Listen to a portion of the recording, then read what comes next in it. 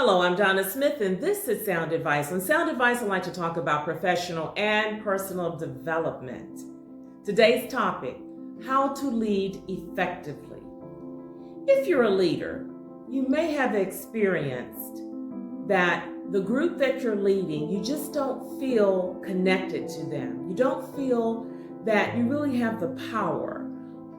You possibly feel that maybe there's even some disrespect and you don't understand it. It's confusing to you. What can you do? Well, in a situation like that, there are various things that you can do, but I'm only going to share with you a few things to help you make this adjustment during this time.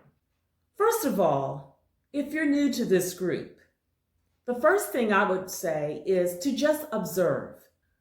Observe them in the morning, observe them around lunchtime, at different periods, different days. Just observe the group and make some notes. You want to know, how do they relate to one another? You want to know, are they following rules and regulations? You want to know how they are performing their task. And who are the influencers? And when I say influencers, I mean, now you are the leader, you have the position, but you may have some quote unquote leaders who are actually influencing that group, and the team members in that group respect that leader who doesn't have the title. Note who those people are. Now, the next thing I would want for you to do is show that you are relatable and have a meeting with some of those influencers. You don't need to meet with all of them, but choose a few of them. In this meeting, show that you are relatable. You are someone that can easily converse with them. You have an interest in them. So in this meeting, you can ask questions like, what are your goals, your objectives? Do you have any aspirations of moving up further in this company? How long have you been here? Things like that. I wouldn't ask too many personal questions at this first meeting. You can also ask questions such as, if you had two things that you would recommend to improve this company in this department, what two things would those be? And tell me why. Next thing I want you to do is, now at this point, you're setting the tone. Now you're moving on and you are the leader. And I want you to lead like a maestro. A maestro works with their musicians and they meet and they practice. They meet and they practice. They meet and they practice. The maestro is a skilled conductor because they make sure every T is crossed and every I is dotted.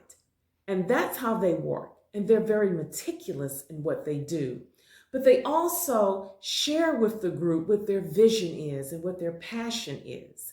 And so between the work and the passion, they're able to motivate that group. And so you want to lead like a maestro because you have a team that's giving you some resistance. You have a team that is constantly talking about how wonderful the previous leader was. Well, it's a new day and you want to establish that, and you want to work with them, practice with them, help them to make that period of adjustment.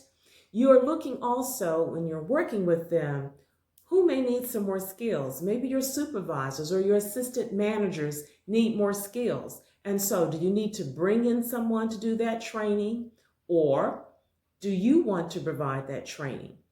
It doesn't matter, but you're constantly trying to help them to get ready. In this meeting and this practice session or this adjustment period, you're going to set the tone.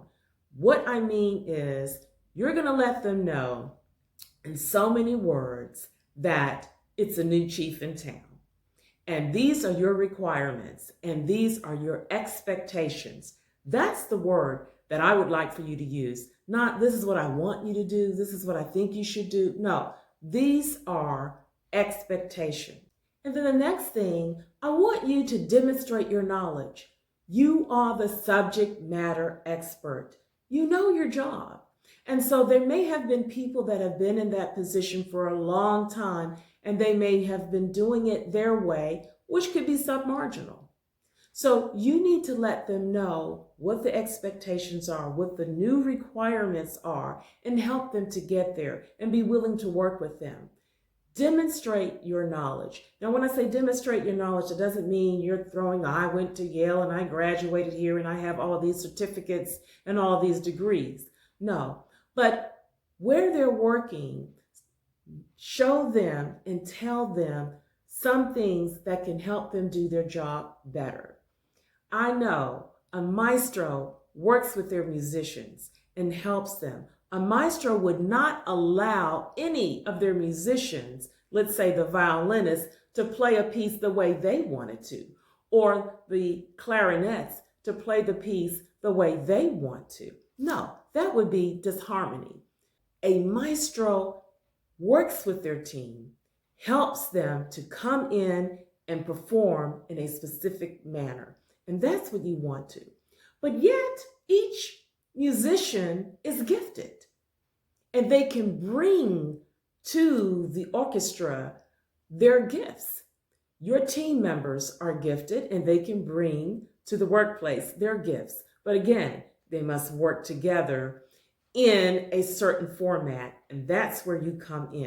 If you find, after you've given a period of adjustment, that there are some team members that are just not lining up, be swift to move to discipline actions. And when I say discipline actions, that means you're going to document their behavior, document if there's any insubordination, document if they're not lining up and following through with the instructions that you have carefully outlined for them. And we're not going to negatively impact our performance. So sometimes you have to do that, and don't be afraid to do it because you have allowed them ample opportunity. You've worked with them. You were relatable. You have observed them. And so there's been plenty of time for them to make that transition, to make that adjustment. You've provided training for them. And so now it's time to move forward. Well, when you want to lead like a maestro, we didn't say it was easy, but it can be done. So if you want to lead like a maestro, you have to do what the maestro does. And by all means, if you want me to come in and work with your organization, I'd be more than glad to do so. Please visit me on my website. I'm Donna Smith, and this is Sound Advice.